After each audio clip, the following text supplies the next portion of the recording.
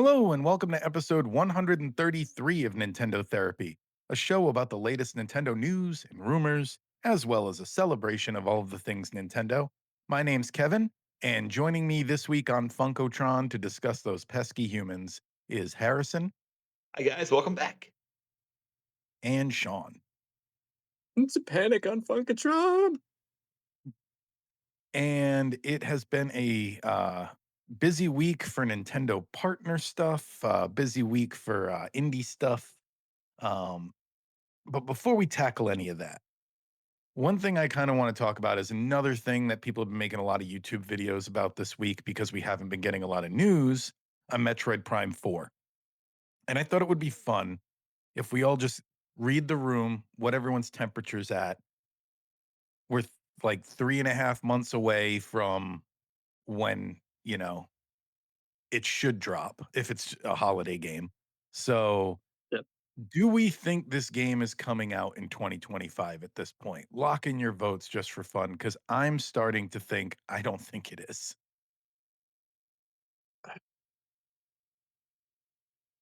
I I don't think that, and I think maybe the Elden Ring port also not showing up this year. 'Cause Because it is a rumor, but there was a rumor recently that the development is having some sort of a hiccup. And then also just the fact that, like, I don't know, it feels like we should have Pokemon gave us a release date. Yeah, that's October, but they announced that after Metroid way, Prime. way Yeah, way later. after. Yeah. Yeah. So, I don't know. I'm starting to feel like it's not coming out. I'm gonna be surprised if it is. Harrison, what are your thoughts?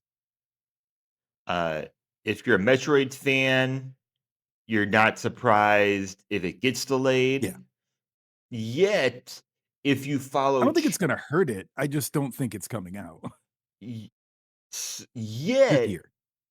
if you follow trends of more recent, you know, big game like first party Nintendo games, uh, none of us will be surprised Yeah, if true. when it comes out in 2025, because it's not like we're gonna say, "Oh, it was short notice and they didn't tell us that much about the game," Yeah. because that is more and more common. So I'm I'm gonna say it releases in 2025, uh, but I'm not surprised, and it will not hurt the game whatsoever. It's gonna sell the exact same amount at this point. You I you know really what I'm do think amazed so. about every time I look into holiday release stuff? Ocarina of Time came out, like, days before Christmas, which I don't think they would do that ever again, anything like, I'm always amazed that game came out, like, December 23rd or something like that. It's it's insane how close to Christmas Ocarina of Time came out. I wish I shoulda looked that up. That I can get it really quick. But, like, every time I think of holiday releases, I think of that. Yeah, I don't know if there was any delays with that development of that game because that was Oh, you know what? it's kind of That's a the crazy Japanese year. release date. Christmas probably just isn't like, they don't probably do the, Christmas season the same way over there. That's the Japanese one, sorry. But anyway, So the American one is what? Or North America, I mean. um, it looks like we got it first in November, which is unusual. I That would can't be say Take right. that, Japan. holiday to holiday to me with Nintendo first parties is usually November. So that makes sense. I I just I would remember this. I would think that would be the release month for Prime 4 So the if fact that we don't have they're just any I don't news know. on it, it's not that surprising. It was in Be November in Japan, and it was in November in North America. It's the PAL region where it came out in December. That's what it is. Okay. So that was do you pointless. think this dual developing for 2 different consoles has something to do with delaying it, or Oh, that's right, Metroid Prime? it is I coming don't out on both, yeah. isn't it? the, the rumor, and that's all we can go off of at this point. I wish I had, like, concrete facts I could quote, but the rumor and this was featured in a recent video by Arlo, is they were someone who claims to know what's going on with the development, um, says that they hit some kind of hiccup that apparently every single Prime game has had this same hiccup. Um, but it's worse this time, and it has actually created a sub hiccup. Like they're dealing with 2 things, but they wouldn't elaborate on what it is. So, no word on, like, why they couldn't prepare for this if it's happened with every single Metroid Prime game up to this point, but, it was a really weird, vague, um, thing that they said. We'll never know, but Yeah. oh man, Yeah. like when it comes to development of Nintendo games, there's so much that I wish that we knew. And I mentioned on here that I wish we had like a Kirby documentary or just something where we could see more of the inside of their actual studios because it's just such an interesting thing that they don't reveal too much of it. But I would not be surprised if Metroid Prime 4 has just been a complete mess, the past This 7, 8 years. Yeah. The same video mentioned that fact about Nintendo that I like to bring up all the time. So it's like perpetuating this thing to the point where I totally believe it's true. Where they also said that something Nintendo does is they'll have full, pretty good releases finished that they shelve in case there's an unexpected hole in their release calendar, like Metroid Prime being delayed. They have something like Kirby Robobot ready to go. So uh, that coming up for, like, a 3rd time since we've done this podcast makes me fully believe they do that. I I could see it. I think that's only smart to Yeah. that's like kind of do that. Um, one of my one of my favorite artists, one of my favorite like hip hop artists just released a new album. And I'm 100% convinced that he had it ready for months or perhaps years. And he just wanted to be able to shift onto another project at any point when he wanted to. Because we found out later on that he was teasing it, subliminal like not subliminally, but he was like showing it off in his shows. And yeah, I Mhm, think I think if you're a smart company, um, you always have um a another scenario that you can shift on to if you need to. Who knows if um like with Echoes of Wisdom, if they had planned that to Mm. be 2024 for sure, or perhaps they thought maybe it would release this year. If there were any delays with the Switch 2, which there probably were. So, yeah, who knows? Speaking of Nintendo being smart, let's talk about something not so smart they're doing. I mean, I don't claim to know why, but another thing on everybody's lips this week is the new price points coming out, for Nintendo hardware. Nintendo has put up the price of Nintendo Switch consoles, accessories, Amiibo, and Alarmo, not Alarmo, the thing nobody wants. Um, Well, now I definitely don't want it. so the Nintendo Switch OLED model is gonna retail at It's 400. stupid. Standard Nintendo Switch is 340, so that's a $40 increase. Nintendo Switch Lite is 230, which I believe is a $30 increase. Alarmo is now 110, which I think is a $10 increase. Nintendo Switch Joy-Cons are now $90, which I think is a $20 increase. I think they were 70 before. Yeah. Amiibo, though, is listed as being in the price hikes, but they're still mostly $20, which feels like the one thing here that didn't quietly inflate. So the Amiibo are still hovering around 20. Yeah, there's still the 30 and $40 outliers out there, but for the most part, they're $20. Um, So this so whole thing is weird and had me thinking since the Super Nintendo was still a thing when the N64 came out. mhm. Imagine if they had done that then. Like, oh, you can't get an N64. Well, we're gonna raise the price on the Super Nintendo. It's just like, what?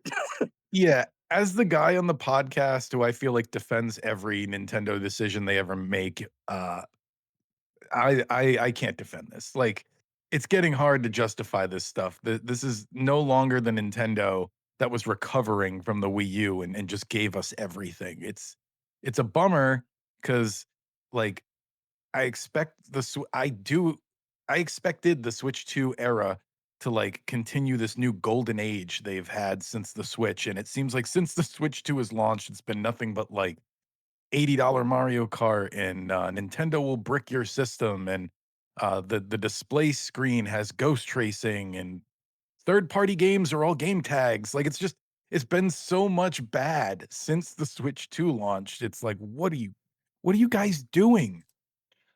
Well, yes, because they're if we lump everything together, it's bad. Um, the messaging has been bad lately. I think there's going to be things that change in the future that in the near future, which are going to make things much better. But for now, and we might remember 2025 as just being this very, very strange Nintendo year that had a lot of success. I wonder On the if plus side, Donkey Kong Bonanza is so good, I was late to this podcast recording because I couldn't put it down. So there's there's still good. It's just you gotta really, sift to get to it. I think you were just last. yeah, yeah. You were that no, you weren't late. You were just the last one in. But Yeah, well, I like if I'm not 15 minutes early, I'm late. I'm one of those people. okay, I mean, okay. there's good. I mean, did you guys? I guess I could bring it. I tried that adventure, the Adventures of Elliot, the Millennium Tales, because I don't know why you couldn't put any more adverbs in the title, but I tried the demo and I highly recommend it, especially for you, Kevin, because it's very 2D Zelda Secret of Mana. Like it's got that whole Okay. vibe going, and I think that is it 2.5D? Is that what they call that, or Yeah. something like that? Well, I think it works very well for that type of game, having only seen it in RPGs.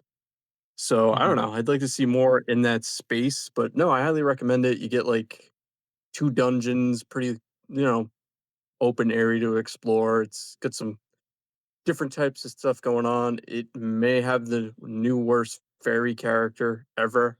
Like, oh my god. I found out later you can get her to just stop talking, but oh, she comments on every single thing you do.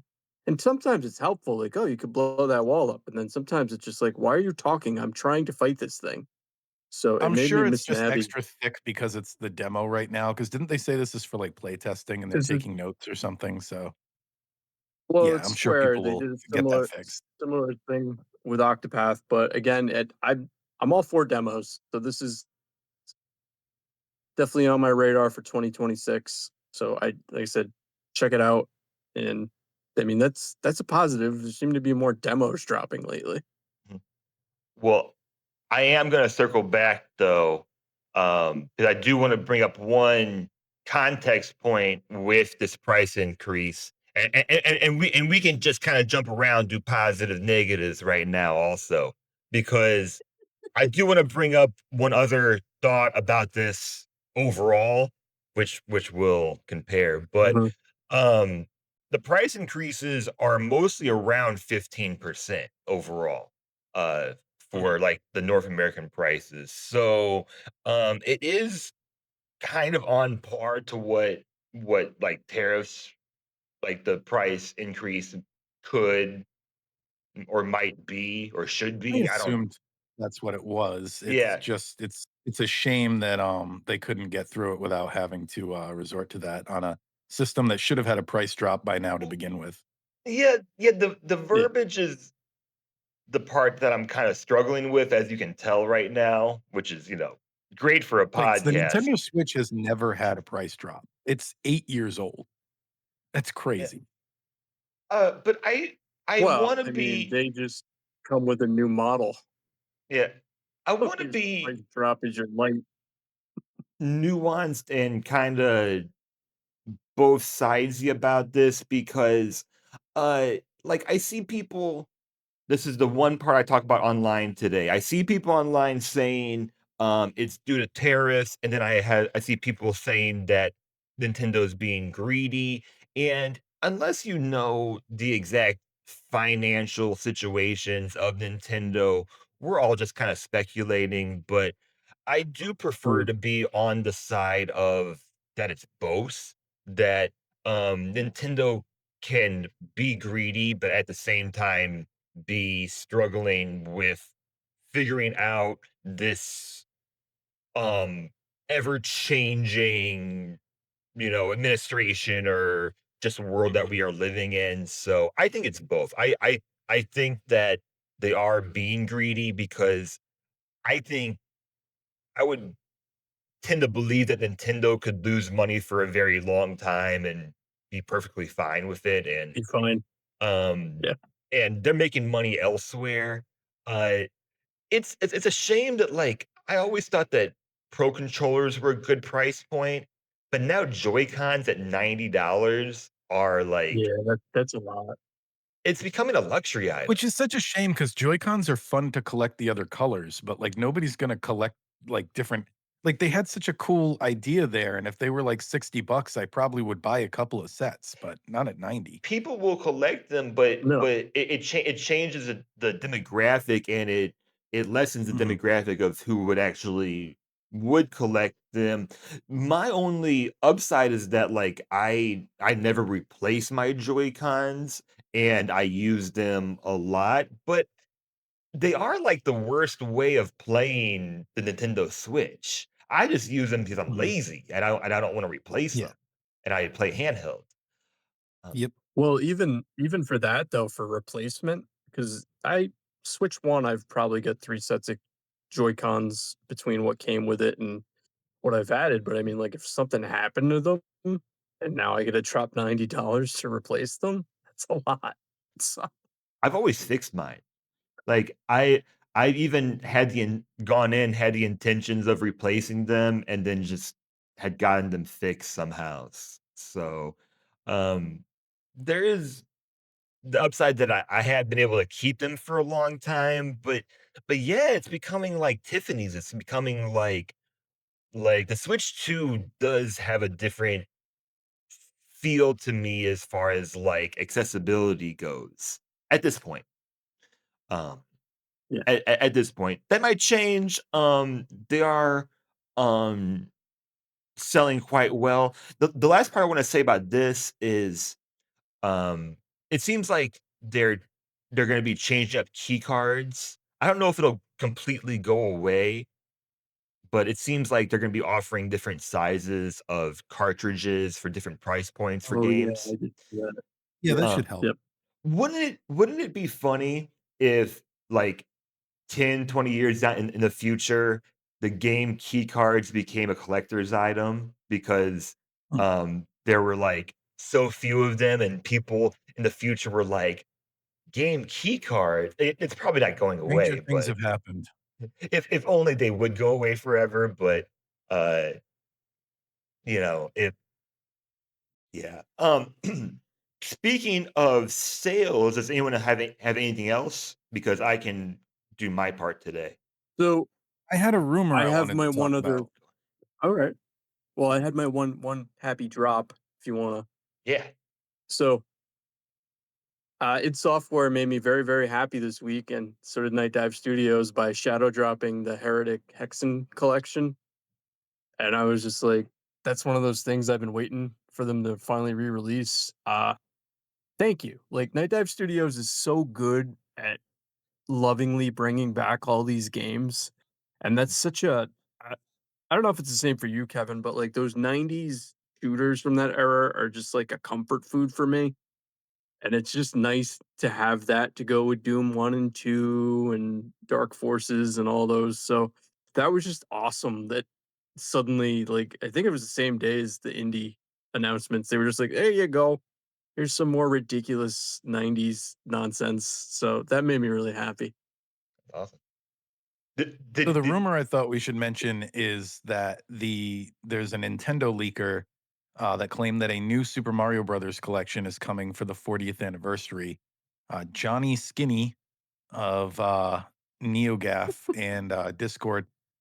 He said that Nintendo will be releasing New Super Mario Brothers collection in celebration of the franchise's 40th anniversary. The collection will apparently contain New Super Mario Brothers DS, New Super Mario Brothers, Wii, New Super Mario Brothers 2, which was a 3D. It says 3DS. I think that was just DS. Might be. I don't know. Either way, basically not including Super Mario Brothers Wii U or Deluxe or Luigi or whatever version of that game. There's like Well, three different versions, which is yeah. actually why I kind of believe this rumor because I'm like, that seems legit. Like a lot of times rumor people make it unbelievable by including way too much. Like when they say there's a Wind Waker Twilight Princess twin pack coming out or something. Oh, It, yeah, yeah, it's yeah.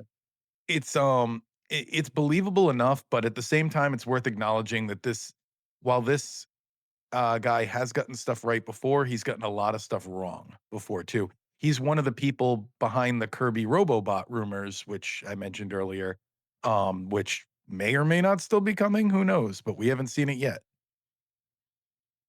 That's I mean, if it's true, that's cool, but that's a less appealing collection to me compared to the 3D All-Stars. Hopefully, they don't do that again, though, where it's a Back to limited me being a sucker for availability thing. Nintendo. That's something where they will get my money. I'm a sucker for that type of stuff. Even though I I own all those games not individually, I like having them together. I just not I'm not big on the new Super Mario Brothers series, and 2 is the one where you just collect coins, right? That was, like, the Yeah, whole that's the gimmick. weaker one for sure, but to me, it's worth it for Wii and the original one. The The Wii's Wii probably one. the best of those. The You sound Wii one, Scottish I whenever you get. say it. I like the Wii one. But, I no, I mean, I hope it's a thing, but like I said, for me, maybe a Donkey Kong Country remaster trilogy. Yeah. Wink, Well, I wink, already say no have Wii more. U Deluxe on my Switch, so that being out of the collection Yeah, is not an issue for me. So bring it on. and it wouldn't really make I don't know, would that even have made sense to also throw that in there? Like It's also one of the top selling Switch games too, so I think a lot of people who like those games are in the same boat as me. They already have it. They don't need it again in the collection. yeah, so I don't know. Would you pick this up, Harrison? I know you're kinda No, I wouldn't pick it up, no? uh, based on how much I played the 35 collection, which hasn't been that much. Uh, Yeah. I Okay. I don't have any opinion on it because 'cause I'm thinking for Mario 40, what what is for sure coming for Mario 40? So, we're not getting Nothing a yet. movie the same year, we're Yeah. 'cause the Right. Mario movie won't be the next one won't be out by then. Um, we could my biggest speculation would be a 3D Mario going along with the same year, only because, as we said, it's gotta be at some point, right? Like, it's just gotta Mhm. I be think so. it's gotta be at some point. So, my opinions on if they will have a collection based on how they treated the last Zelda anniversary, Oh, yeah, I yeah, yeah. really don't know because you could tell me they don't release it like any kind of collection or really much of anything, and it's like, God, you know, Did they was that what that mini I it was like a Game& and Watch thing basically, but it had Zelda 1 and 2 on it. Wasn't that what they did for the anniversary? Yeah. Yeah, right, they did that for the 35th anniversary, I think. right, Maybe the 30th. Um, but yeah, they released a little Game& and Watch with the 2 NES games on there. right. Would have been Yeah, would have been okay. 35. Wait, 80. I don't know. 35. I'm pretty sure. Zelda man. Pretty pretty Indie Direct. pretty sure. Um, sure. Yeah. Well, how about we do? How about I do my one on the sales, but as a separate segment, and then we can do any direct until it's time to do our. Whatever Oh, whatever oh, you wanna do. oh, speaking of which, speaking of being, like, topical, did you see they released, Gradius Origins? That's how we say it, right? Still don't know, but we did, the spotlight review of Gradius. but Oh, on yeah, Switch, they yeah, yeah. released Gradius Origins, which Oh, is a yeah. No, I didn't see that. this, huge August this collection of, like, 18 different games. So, way to go us for, that's not the Origins, it's the whole series. yeah, yeah, that's what it should call. I didn't know what it was, so I clicked on it to figure it out. So yeah, it has like 18 different arcade games on there. Anyways, before the Indie Direct, I just wanted to update us on some sales numbers and give us some context because I thought this was really interesting. So Switch 2 still has momentum after DK Bonanza, after this big momentous drop they had. Over 6 million units sold so far. Um, and what were the the the numbers of units for software sold? Oh, 8.6 software units sold for Switch 2, 5.3 of those being Mario Kart World.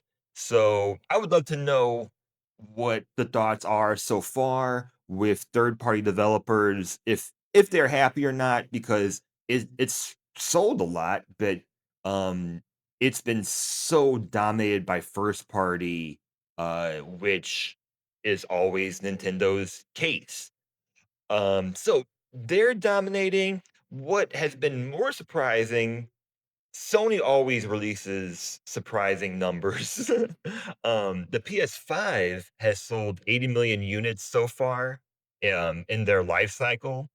They sold 2.5 million last quarter, which was an increase of the same quarter last year. So it's an older system. They're releasing less first party games, and the Switch 2 came out, yet they sold more units. So I bring it up to just to say is that clearly there is still a very high demand with uh, console gaming. They also saw an 8% increase for PlayStation Network from the last quarter. It might be the time of the year, it might be that it's summertime, whatever it is. Um,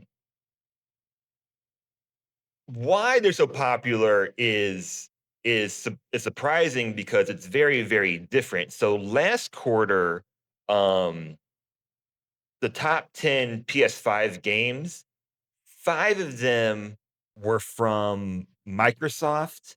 Um, Only one of them was directly from Sony, and the one Sony game, MLB The Show 25, is not even a direct Sony IP. So, um, their install base is growing a lot, but their third-party games are totally just driving that system. So in comparison, no surprises that, if you compare it to, like, the Switch, like, the Switch in its life cycle, the top 23 selling games for the Switch are all first party.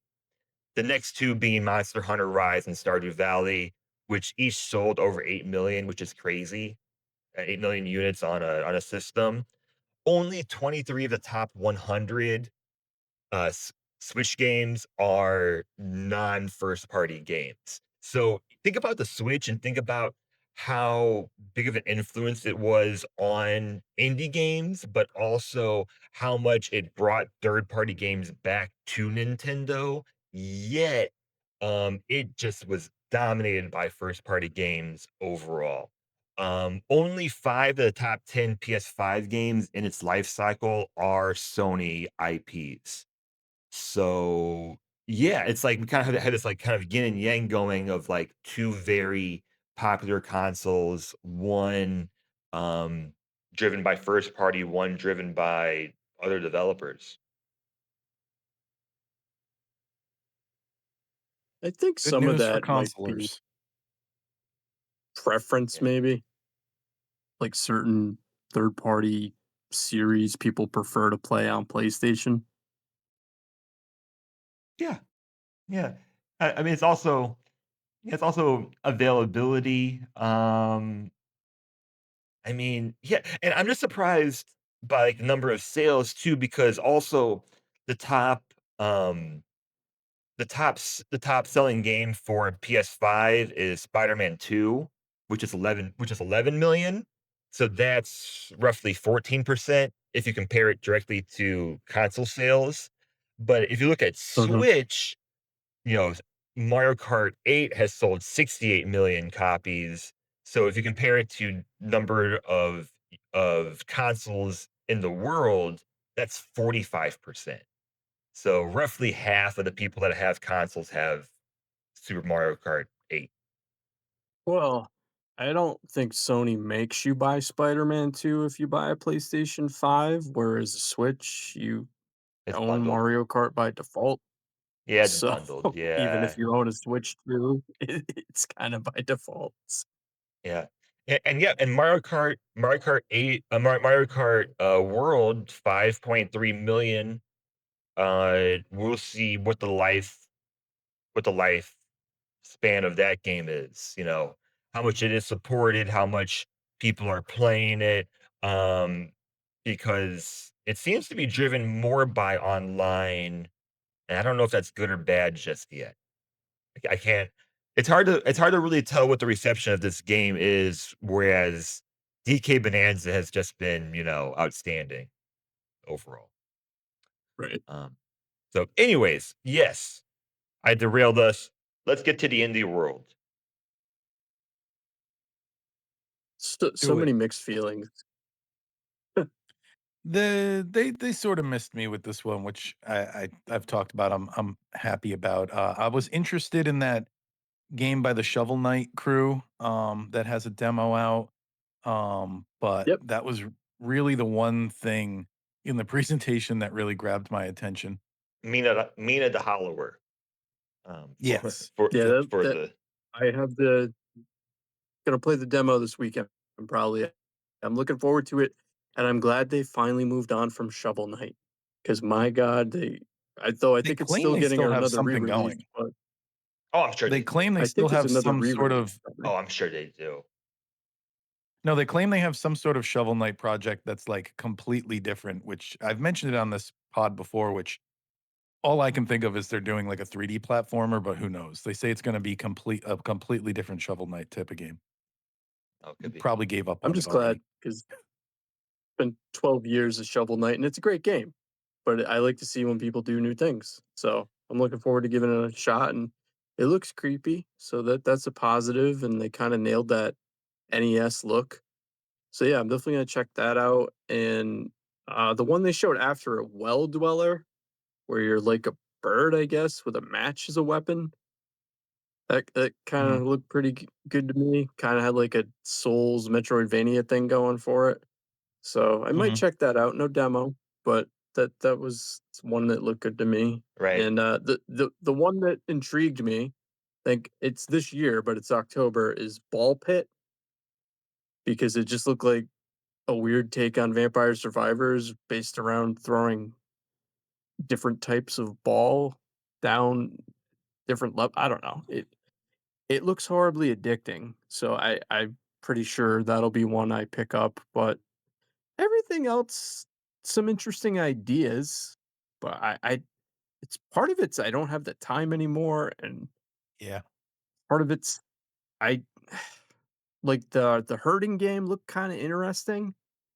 Like it reminded me of Journey, except like you Mhm. have like the group of animals, but I'd Well, have to see more of it. the thing with not having the time anymore is, like, that's a big reason why I stick to a lot of the franchises I already know, because you can pick up a new title, but you mostly know what you're doing already because you played the other ones, you know? A new game, you gotta learn everything from scratch, and you don't know what's what. So, that's another thing that kinda I don't know, it's an uphill struggle with me for indies. I definitely play them. We've talked about ones that I like on here before. It's just like I feel like an indie game has to work a little harder to, convince me that it's worth learning a whole new universe. Uh, Yeah, yeah, that's fair. yeah, Ball Pit. I guess I see the price point on it. Survivors likes have become maybe the most oversaturated genre uh of recently. It seems like there's one every day that releases, and most of them look good. Mm. I own very many, and I play a few right now, and it's so I'll see what that's like. With the presentation, yes, they started with Mina the Hollower, which I thought resembled like a Zelda Oracle game, and Mhm. Yeah, that's a good point. I thought it was funny because it was like Mina the Hollower, Hollow Knight, and then they did, Wind Dweller, which is pretty much a Hollow Knight Souls-like type game. So, I Yeah. was like, "That's it, that's all we're getting." We did get we did get Silk Song on a sizzle reel for the main Switch 2 Direct, but it'll come eventually. That both of those games look great. So like I thought this was a solid presentation. 15 minutes. They did at least 20 games overall, including the ending Oh, yeah. sizzle reel.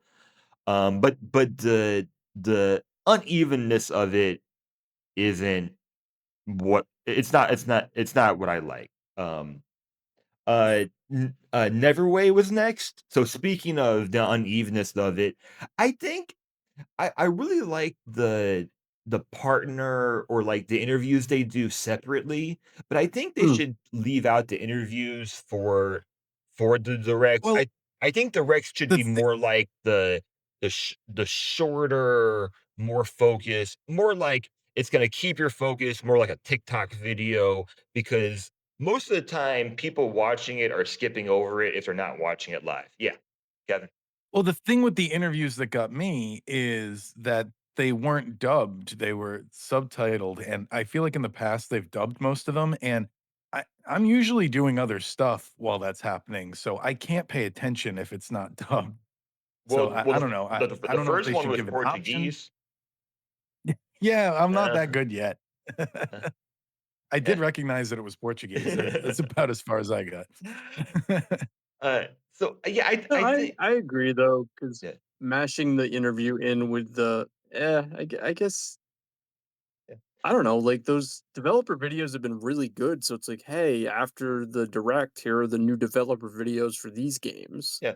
Yeah, why not make it focused?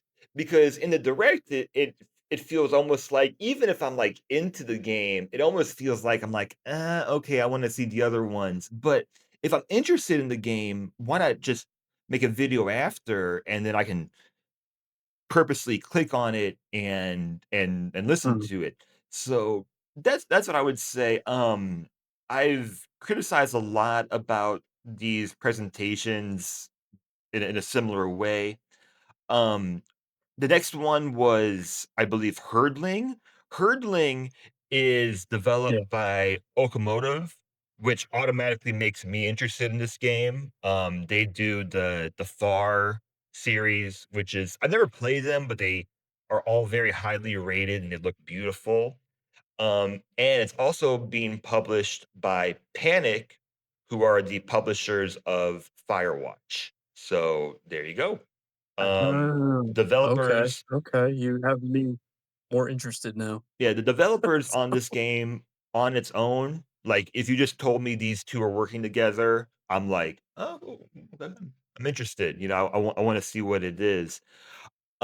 Content warning is coming to Switch too, which I think or maybe both, I think that's a perfect, game to put on Switch as a online multiplayer game. Never played it. I had a lot of fun watching streams, when it first released on PC. I think that will be very, very, very good. Um, Glaciered That game made me which one? wish I was into that genre. Content Content warning. Yeah, it's content really warning made me go, "Oh, if I was into that, I'd" but I'm like, "I'm not into that it online thing," so it's one of those games, one of the many games for me where I enjoy watching it, but not that interested in playing it because I'm not a social guy. I'm not a social guy, but it's a Mhm. super fun take on yeah, you're creating you're like in a game creating content, watching your friends do like all these silly things. It's very fun to watch. Um, and then yeah, I think the only timed Switch 2 exclusive, or maybe the only Switch 2 exclusive of the entire presentation is Glaciered. So that's something else that stood out to me Which too look is that if you tuned into this presentation hoping to get motivated to buy a Switch 2, I'm not really sure if it happened with this one. Um, so I think that was the only that game one. just looks weird. I saw somebody, Nintendo Life said it looked like swimming Zora simulator. Like, that's what that game looked It like. I was it like, does. My only opinion "Yeah, was it looked different. It didn't look like a game I would play, it did but look." yeah. No.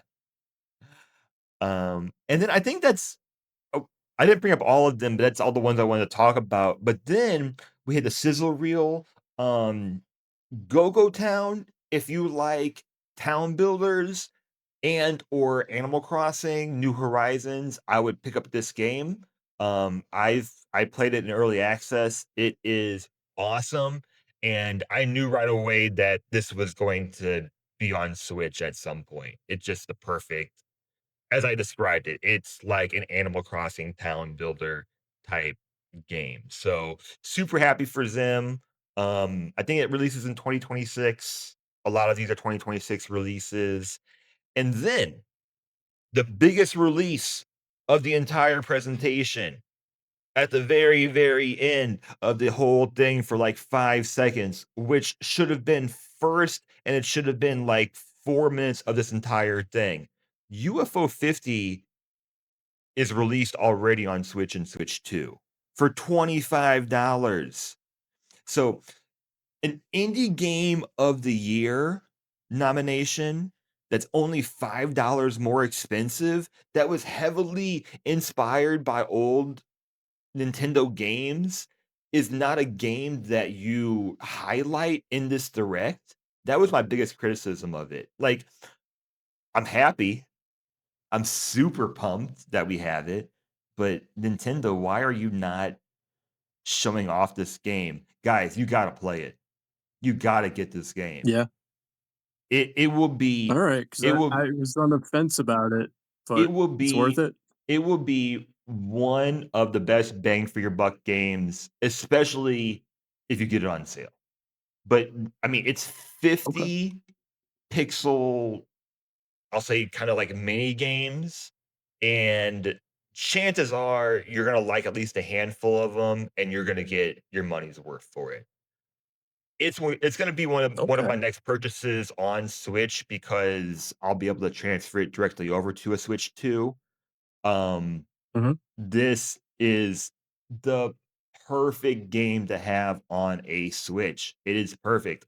So, yeah, that's it. Why do you not where is it, Nintendo? You should have had a whole live stream about this game.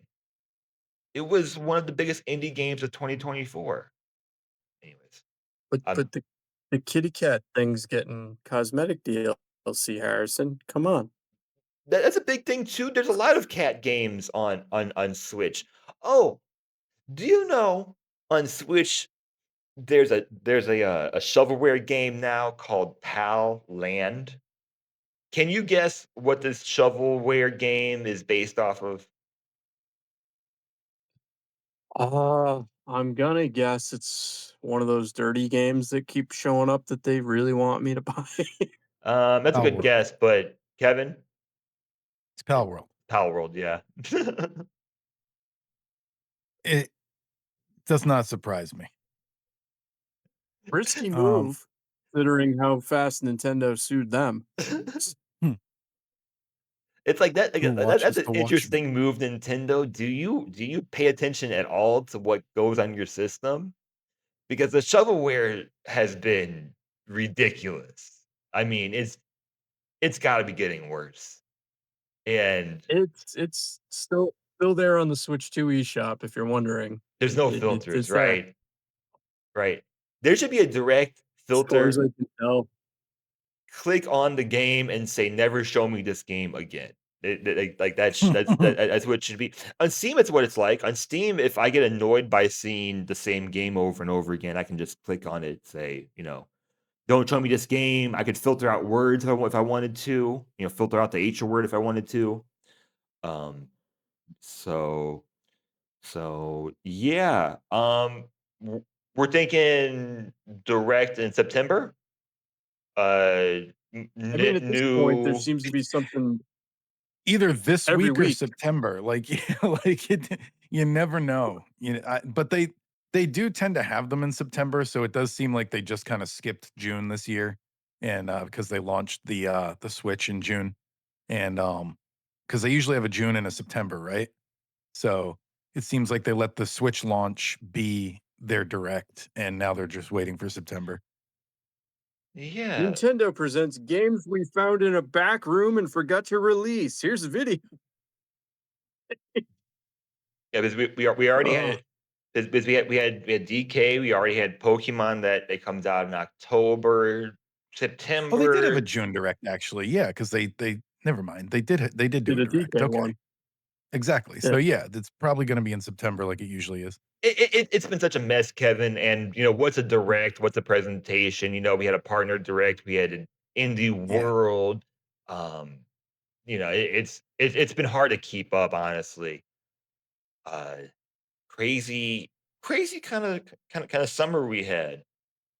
So, more games coming speaking to of Switch, Switch 2, still waiting on some other release dates. speaking of keeping up, we get two spotlights. Yeah, we got double the spotlight, double your fun this week. Which by the way will put us at 50% because they didn't release any new games this week. So we now have covered 50% of the Switch Online library, and that is including the four GameCube games. So Nice. we're halfway there. So, for Um, context, if you have the expanded online service, that's over 300 games yes, because we've correct. done over 150. So, that's pretty good. I can tell you exactly how More. many games. Let me boot up the old spreadsheet. Because I 300? spreadsheet everything these days. Um,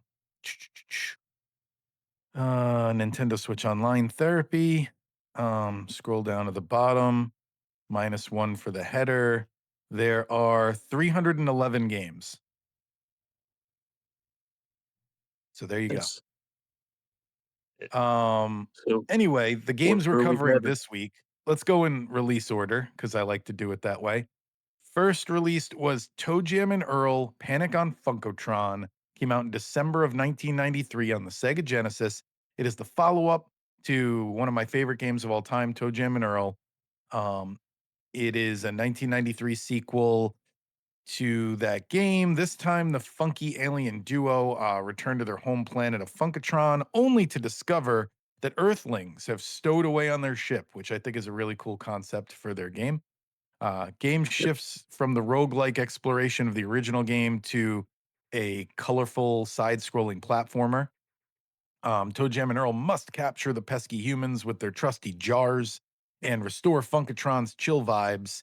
It's packed with wild characters, groovy beats, and a sense of humor that perfectly matches its out of this world style.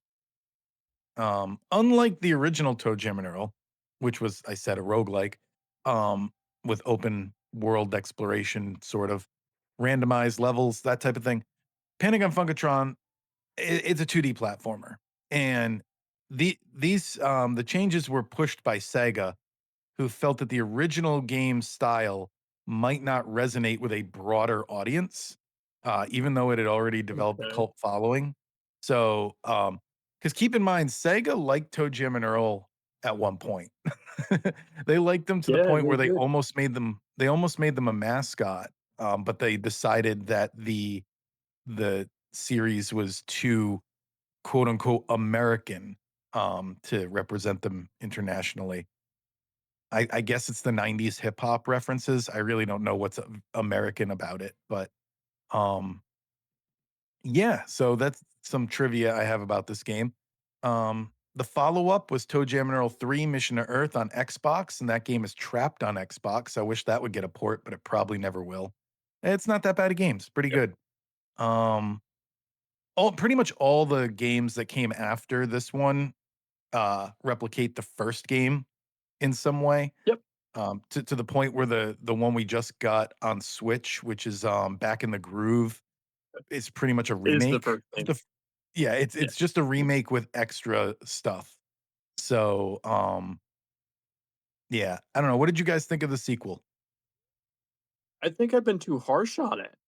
Like, I've Mhm, never really given it a real chance, and mhm, I had a lot of fun playing it. Like, the whole basically capturing humans like Pokemon, but in jars thing I really liked. mm, mhm. I think the fact they tried something different worked really well, which is I kinda wish was something they did in 3, maybe didn't just do 3D ToeJam and Earl 1.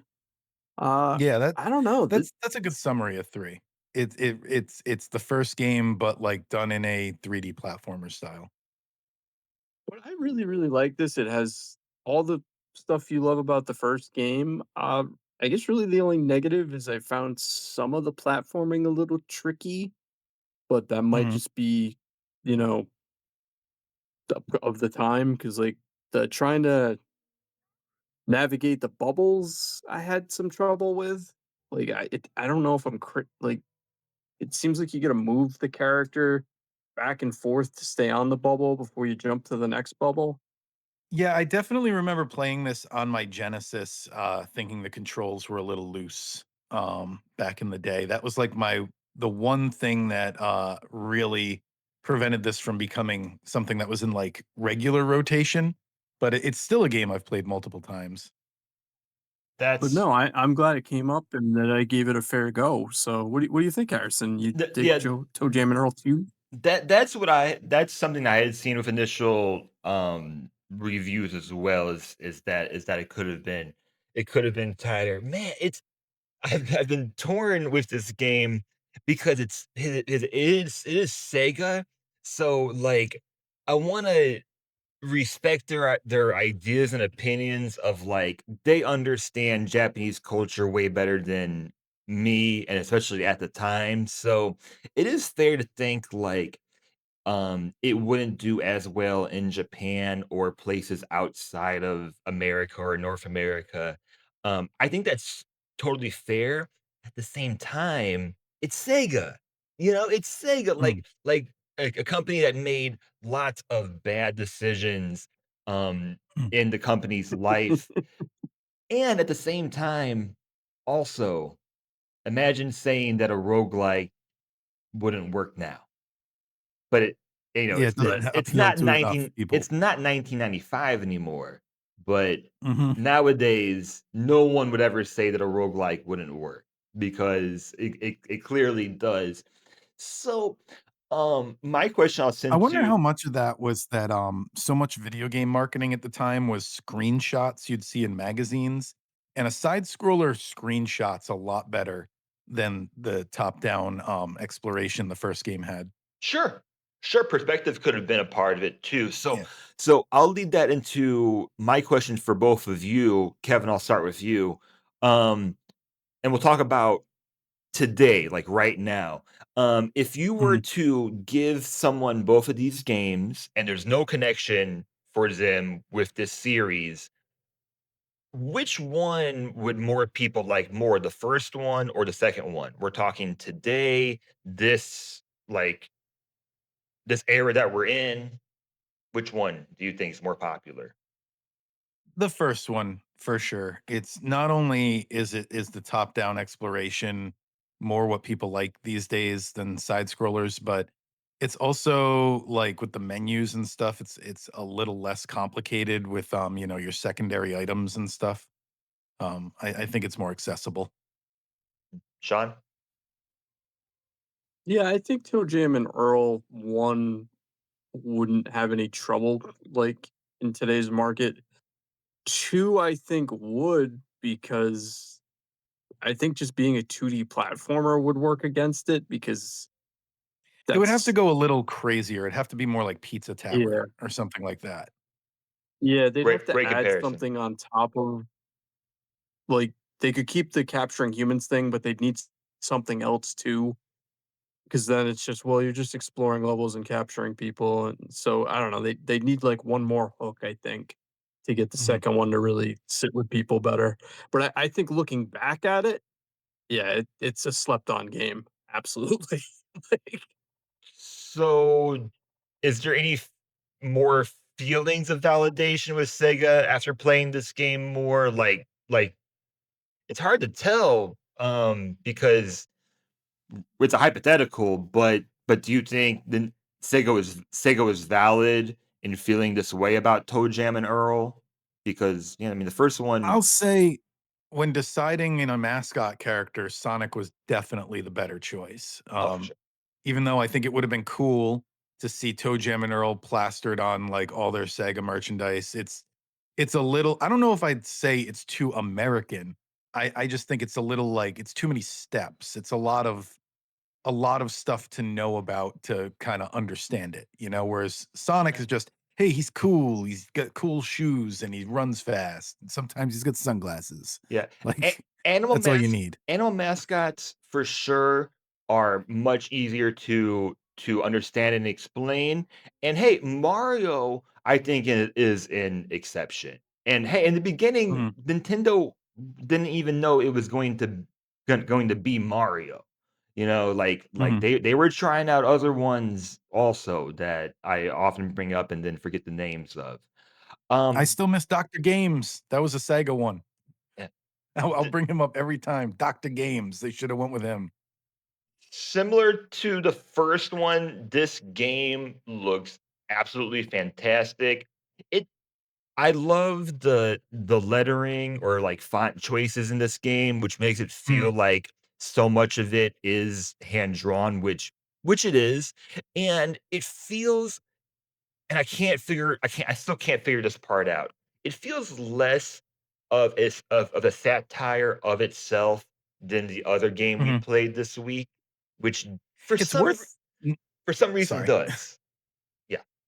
It's also worth noting that this is kind of like the 1995 equivalent of a partner direct where ToeJam and Earl Studios was an indie studio that only made ToeJam and Earl games. So that's kind of cool. I think the Earthworm Jim game might be similar. I don't remember who did that, but yeah, it's ToeJam and Earl Studios made all the ToeJam and Earl games, and those are the only games they've ever made. Yeah. And Toejam and Earl, you mentioned a third one until the Wii Virtual Console, and I think on Wii there was also a Sega Collections. You can tell me if I'm wrong. Until Virtual Console on Wii, and then PlayStation Network, this game was pretty hard to find. It was. Unless oh, yeah. you just had it. Yeah, in the early 2000s back when I was collecting retro carts, before I, like, went all digital with everything, like, pre-GameCube.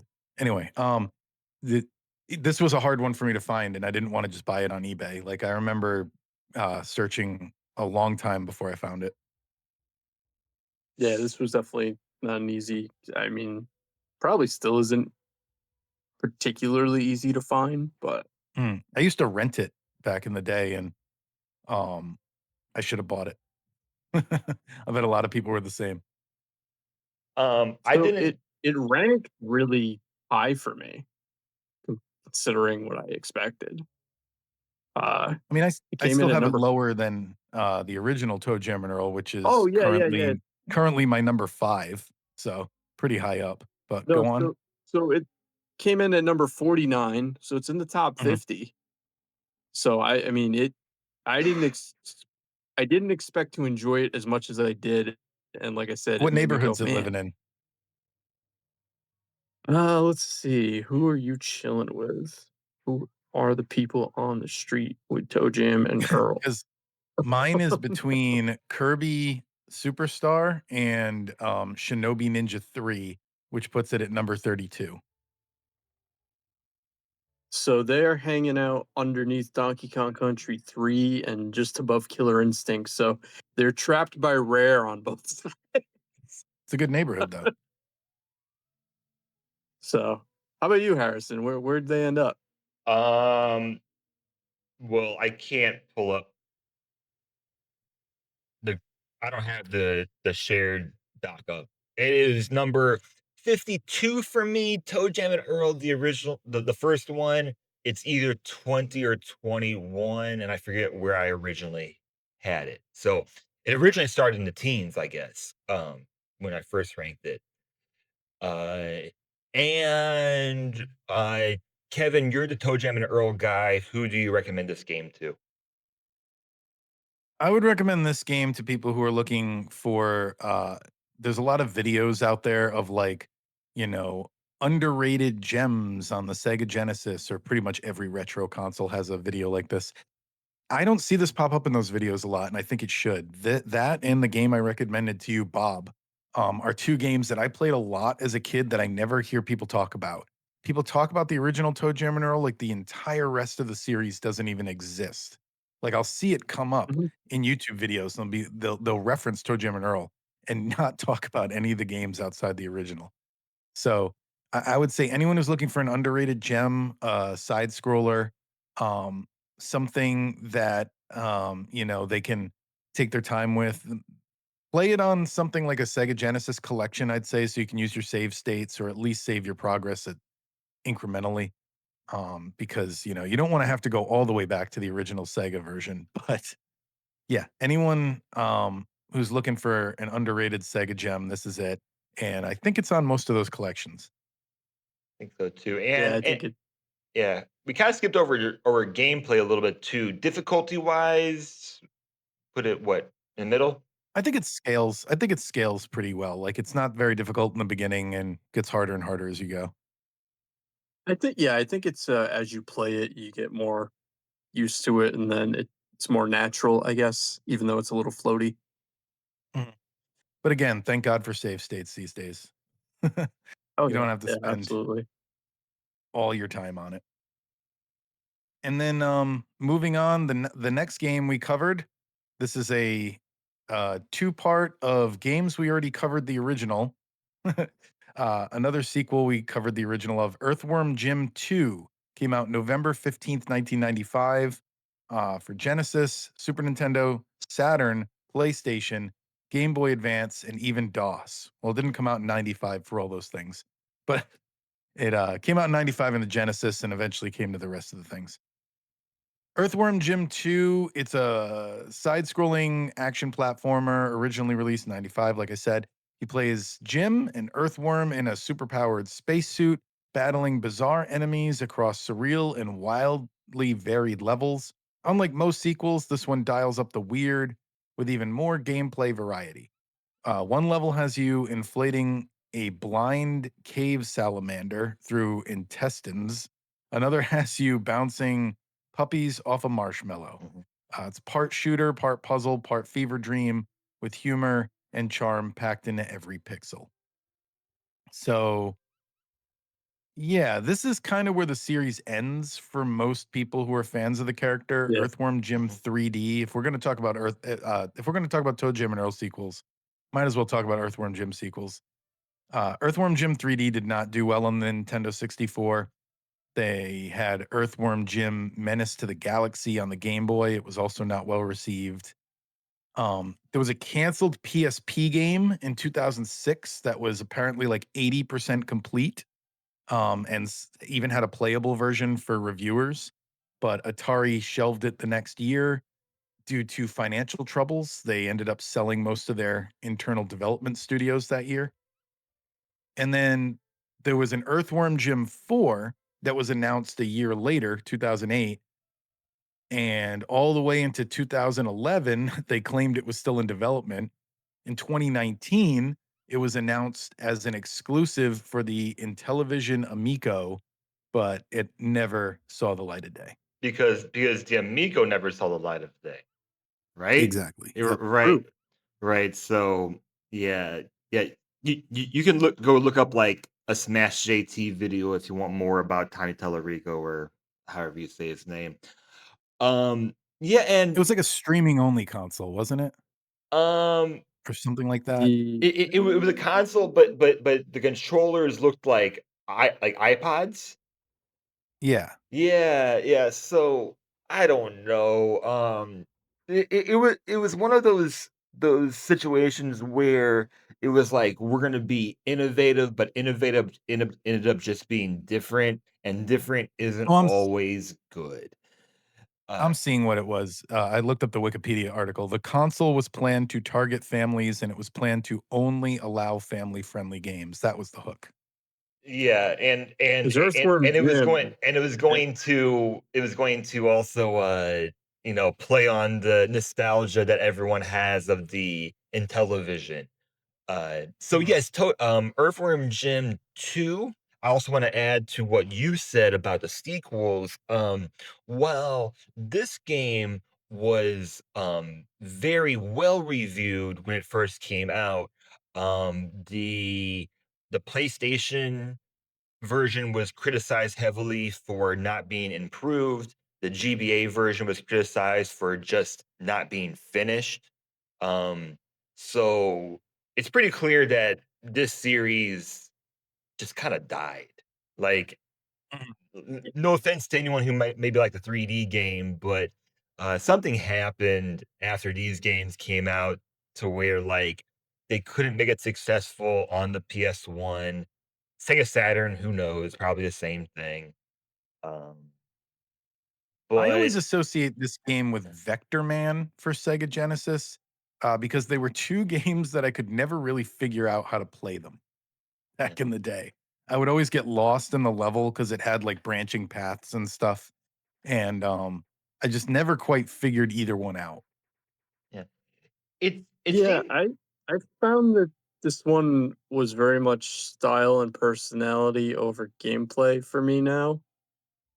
Mhm. So it's kind of a chore to play it. yeah, it had been so long since I played the first one. I went back and just watched some videos. It seems like this one takes more chances while the first one is maybe more straightforward and maybe just a little bit more enjoyable overall for at least me to play. It still looks good, but yeah, I can't shake the fact that this game does feel like a parody of itself, and I can't figure out why this one feels this way, but Toejam and Earl feels like a legit 90s game. And maybe it's just Mm. because I like one more than the other, but Earthworm Jim 2, it feels too much to me sometimes like it's trying to be a 90s game. Mhm. I Yeah. just can't figure out why I'm feeling this way. Maybe it is just Oh, me it's being probably biased. no, it's similar to as I was playing it, I'm like, man, I'd rather be watching the cartoon. That's like the best Earthworm Jim thing to me. And I'm like, I'd just rather just watch something than actually play this. So, Yeah, but it Yeah, it was looks a big franchise, man. Had a cartoon, had all these, all the things. I think there was talks of a movie at action one point. figures, I think. Action figures, yep. Did it have a cereal? Everything had a cereal. Probably not. You don't wanna eat worm cereal. so Dirt cereal. so basically But we don't I don't wanna get know. into it here, but most likely, like, it's just a matter of, like, development and whoever's in charge because it seems like they had all sorts of momentum. I mean, official It Nintendo looks great. Magazine did a huge It does. five-page feature when this game came out, and they gave it a 9 out of 10. It seems like the audience was there, but I don't know if, like, the developer just went crazy or or just, like, the interest of people in gaming just kind of changed when everything went Well, 3D.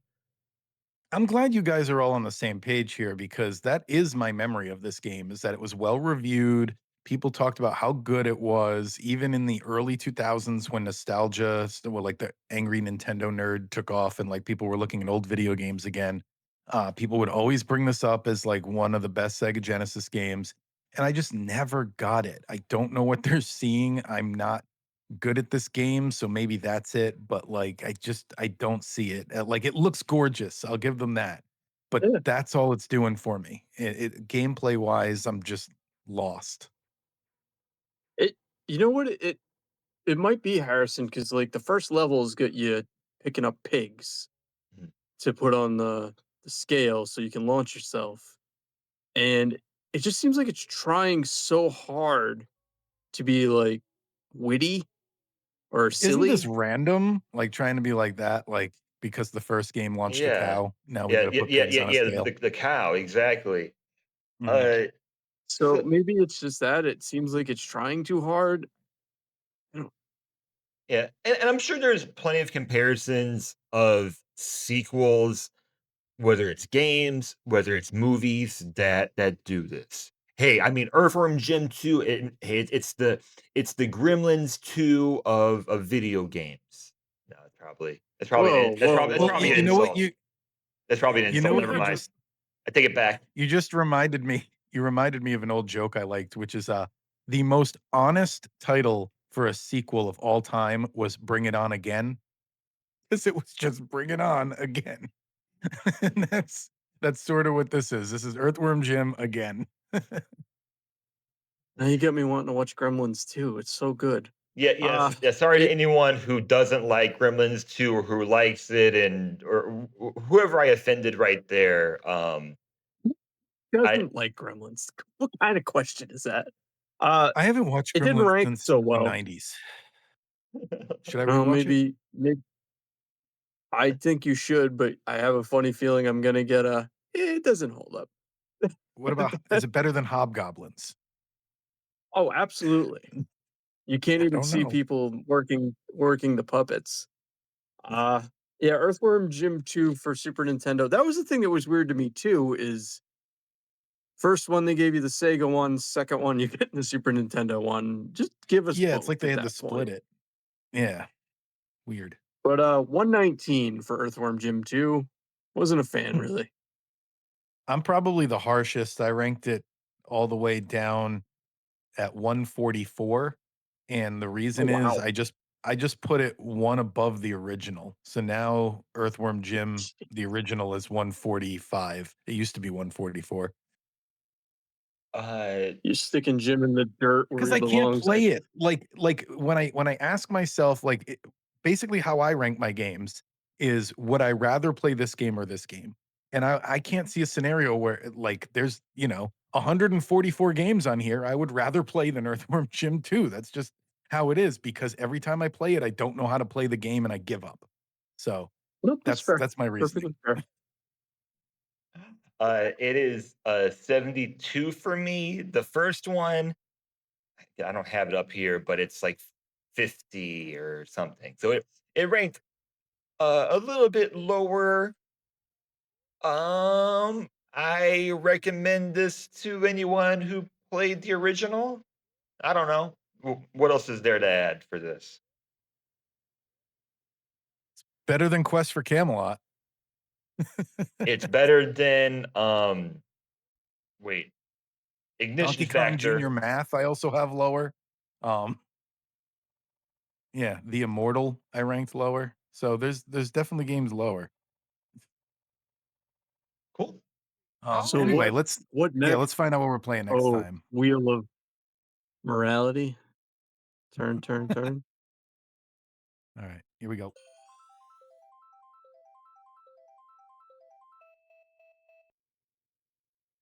Okay, Harrison, your prayers have been answered a few weeks late because it finally selected The Legend of Zelda 2. Well, it's just called Zelda 2, The Adventure of Link. So that's what we're playing next week. Zelda 2, Adventure of Link. And then that will mean there's only one Zelda game I think left that we haven't played. And that's the OG Zelda. Yeah. So, Nope, nope.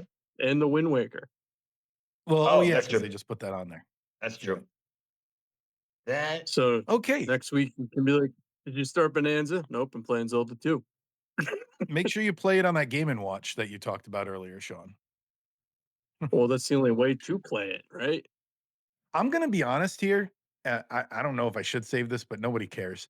Um, the first time I finished this game, I played it a ton growing up, but the first time I finished Zelda 2 was the Game Boy Advance version when they put out the NES Classics line, because you could save your progress better.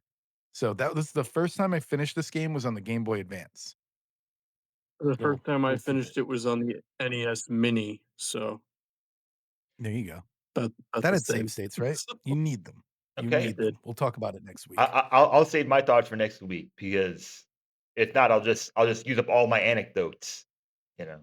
Yeah. Okay. All right, listeners, let us know down below if you're watching us on YouTube what you thought of the Nintendo Indie Direct.